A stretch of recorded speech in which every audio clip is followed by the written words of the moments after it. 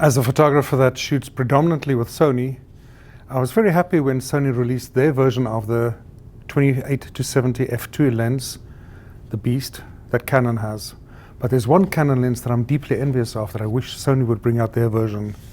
The absolutely spectacular 24-105 f2.8. It's a constant aperture, fast aperture, internal zoom, internal focusing. It's just a brilliantly sharp lens. I love it. Hi, I'm Neil Vinnykerk. I'm a photographer based in northern New Jersey. I concentrate mostly on events, weddings, headshots, in other words, portraits, people. And a lens that goes from 24-105 would be ideal.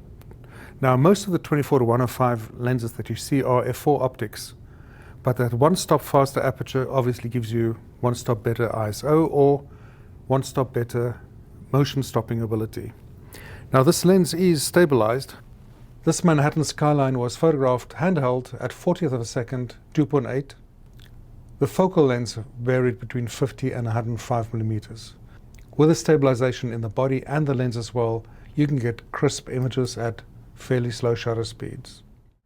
For weddings like this outdoor ceremony, 24-105 millimeters is such a great focal length range. Here's the ring bearer dog looking for attention during the ceremony.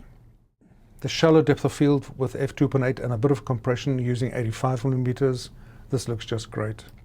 With a photo session indoors, in the studio or outdoors, you would probably be working at the longer focal lengths. But for a funky view, funky angle, you might want the wider lengths. I also use this lens extensively to photograph a young dancer, Sarah, who was visiting Manhattan from Slovakia. Spent the whole day with her in Manhattan photographing her, using the city as a backdrop. This photograph you might have seen from a previous video about using high-speed flash sync. Check it out, I'll post a link to it. This one took a bit of retouching to get rid of the people on the bridge. Here we needed, instead of isolation, we sometimes needed the wider angle lens. So again, this lens is just so versatile. For some scenes, we were at 105 millimeters, the compression, isolate your subject. But for some, we needed more of the city, more of the scenery. And then we could rack the lens instantly to a much wider focal length. And in the evening in Times Square, just a little bit of flash needed to light her up. I mentioned a few times how sharp this lens is. For a less subjective evaluation, I use this lens test chart. Even in the simplistic way that I use it, it is still a great indicator of how sharp any lens is from edge to edge. When a lens has a huge focal range, there is or used to be a tendency for the lens to show softness towards the edges. I'm going to show the test here only for f2.8 with the assumption, obvious assumption, that smaller apertures will be even sharper. I checked the lens sharpness with this lens test chart at 35 millimeters, 50, 70, and 105 millimeters. I didn't use this lens test chart to show the lens at 24 millimeters because we would have worked too close to the lens test chart to have any meaningful comparison. You can see immediately that there is vignetting, as you'd expect from a zoom wide open. Here it is, 35 millimeters, 50 millimeter, 70 millimeter, and 105 millimeter.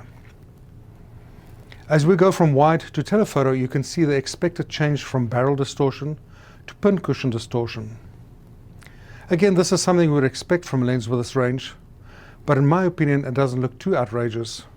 And of course, this is easily corrected with the lens profile corrections available in Lightroom or Adobe Camera Raw.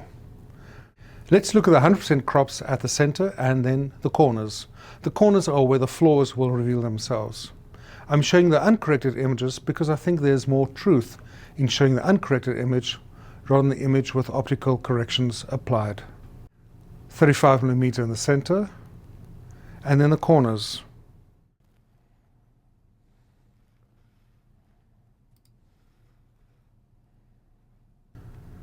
$50 millimeters in the center and the corners.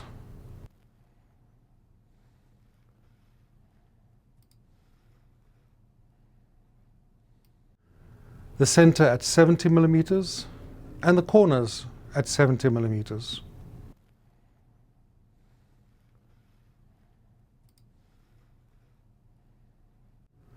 105 millimeters, the center, and the corners.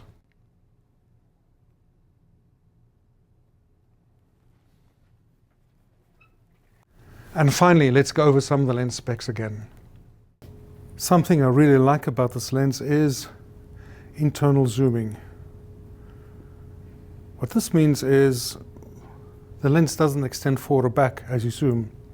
Keeps the balance the same, but most importantly for me is because there's no huge chunk of the lens moving forward and back, it doesn't suck in air into the interior mechanism of the lens. Very important. Then also internal focus, which means your polarizer filter won't rotate. Very handy as well. For videographers especially, what is nice is the declickable aperture ring. When you have a situation, let's say mild cloud cover comes over and your exposure changes a little bit, you don't want the discrete jumps as you change your aperture by thirds of a stop. It's very noticeable. But with a declickable aperture, you can gradually change your exposure and it's barely perceptible. That's very handy. What is also nice is stabilizer, very useful for us. The detachable tripod collar is also useful. You can rotate the lens, or you can just take the whole collar off.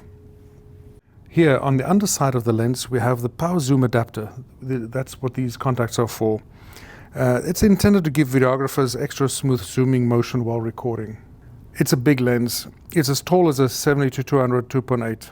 The weight, 2.9 pounds, in other words 1.3 kilograms, so it's hefty.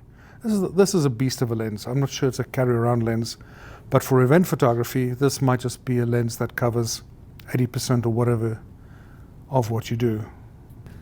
So yes, I'm very impressed with this lens, and I wish Sony would bring out something similar in the E-mount for us. Yeah, and Canon people, yeah, as I said, I'm envious. This is a great lens.